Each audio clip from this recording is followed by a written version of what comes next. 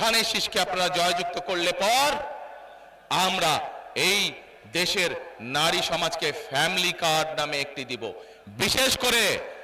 বিশেষ করে বিভিন্ন পরিবারের সদস্য যারা আছে, যারা মা, যারা গৃহিণী, যারা গৃহকর্ত্রী, সেই মাদেরকে, সেই বোনদেরকে আমরা দেব। বিশেষ করে এই এলাকায় প্রায় 130টির মতন চা বাগান রয়েছে, আছে না? এই চা বাগানের শ্রমিকরা, বিশেষ করে নারী শ্রমিক যারা, তারা অত্যন্ত কষ্টের মধ্যে দিনাপাত করতে হয়। তাদের যে আয় রোজগার হয় সেটি তাদের জন্য যথেষ্ট নয়।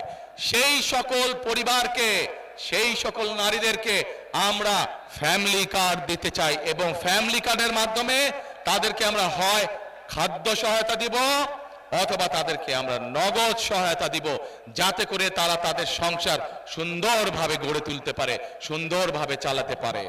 প্রিয় ভাই বোনেরা, চা শ্রমিকরা যেমন পাবে, একইভাবে একজন দিনমজুর তার স্ত্রীও সেই ফ্যামিলি কার্ড পাবে।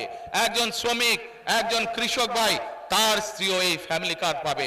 আমরা এইভাবে যে সকল নারীরা খালেদা জিয়া সরকারের সময় শিক্ষার সুযোগ পেয়েছে, সেই নারীদেরকে শিক্ষা হোক বা না হোক, কোনো নারী যদি শিক্ষিত হয় কিন্তু সেই নারীর যদি পরিবার থাকে, প্রত্যেকটি নারীকে ইনশাআল্লাহ ঘরে ঘরে আমরা ফ্যামিলি কার্ড পৌঁছে দিব। প্রিয় ভাই বোনেরা, বাংলাদেশ কৃষি প্রধান দেশ। এই এলাকায় বহু কৃষক ভাই আছে না? এই কৃষক ভাইদের পাশেও আমরা এসে দাঁড়াতে চাই।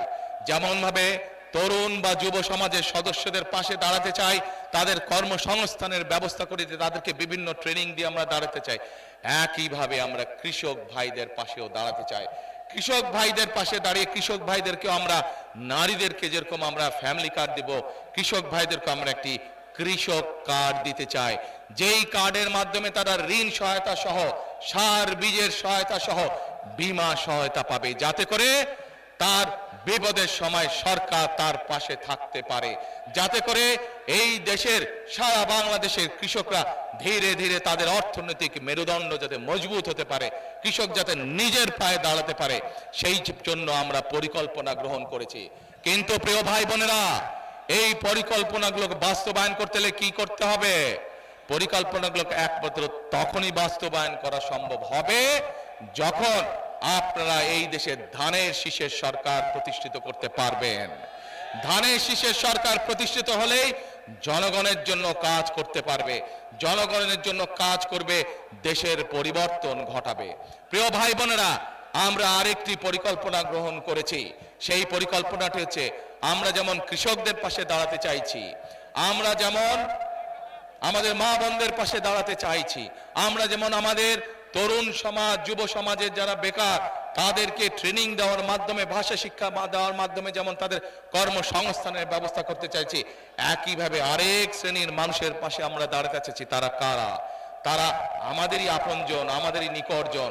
এই মানুষগুলো আমাদের দুঃখের সময় আমাদের সাথে থাকেন, সুখের সময়ও আমাদের সাথে থাকেন, জীবনেও আমাদের সাথে থাকেন, মৃত্যুর সময় আমাদের সাথে থাকেন।